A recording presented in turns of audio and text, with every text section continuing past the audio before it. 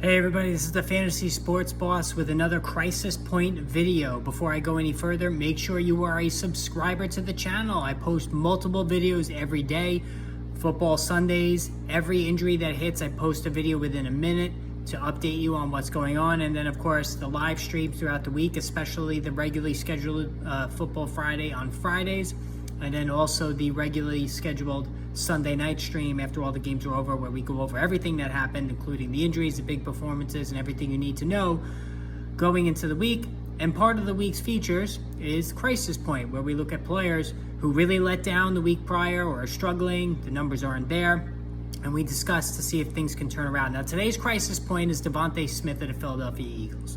So in what turned out to be a offensive bonanza shootout between the Eagles and the Lions of all teams, DeVonta Smith didn't manage a single target from Jalen Hurts.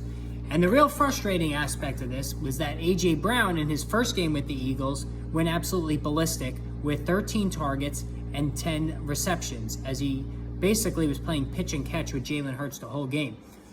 But as far as DeVonta Smith was concerned, he could have just stayed home because he literally did not have a single target in the game. And so right away, the questions start to get asked, is Smith going to be an afterthought in this offense? Now, truth be told, ever since A.J. Brown arrived via trade during the draft last April, there was immediate concern on my part for Smith for the fact that now there was a new alpha wideout in town in Brown. And not only that, you have a very good athletic pass-catching tight end in Dallas Goedert. And then you have running backs, multiple running backs who can catch the ball out of the backfield in Miles Sanders and also Kenneth Gainwell. And, Smith, as a rookie, a highly touted rookie out of Alabama, really was very good as a rookie. Last season, as a rookie, 64 catches for 916 yards and 5 touchdowns, big play receiver, but was also neutered somewhat in the Eagles' run-heavy scheme last season, especially down the stretch, and also because of the limitations of Jalen Hurts as a passer. As great of a runner and offensive weapon overall as Hurts is, his passing acumen still leaves a lot to be desired. And that continued on in week 1, where his completion percentage was not great. But finding A.J. Brown was no problem. Finding DeVonta Smith, a little bit more of a challenge. Now, as far as Goedert was concerned, he had 4 targets and 3 catches.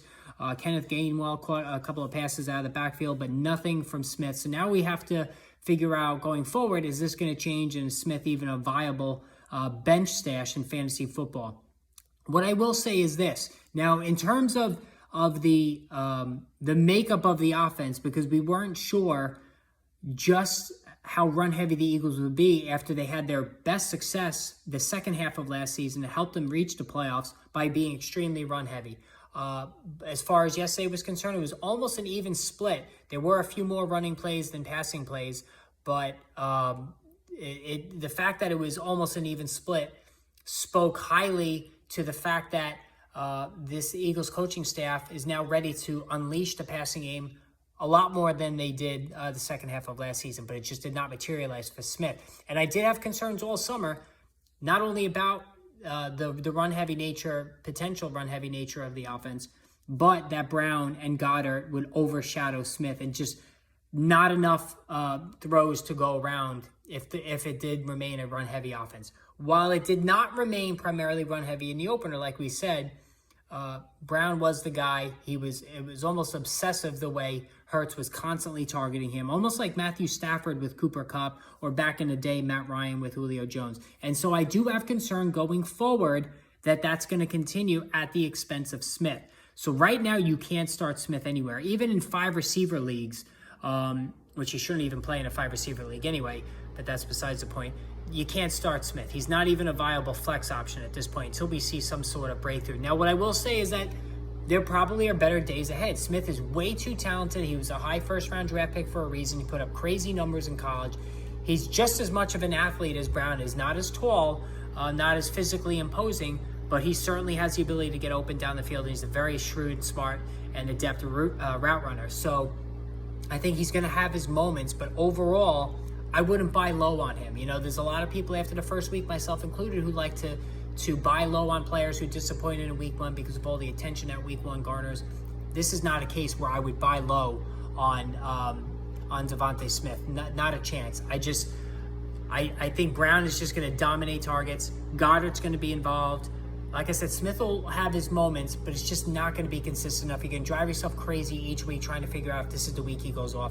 You can keep him on your bench in case something happens to Brown, and Brown physically has had injuries throughout his career, so that is a smart play to keep him handy. But that's about as far as I would go with Smith. All right, anyway, hit the subscribe notification button. More videos coming soon.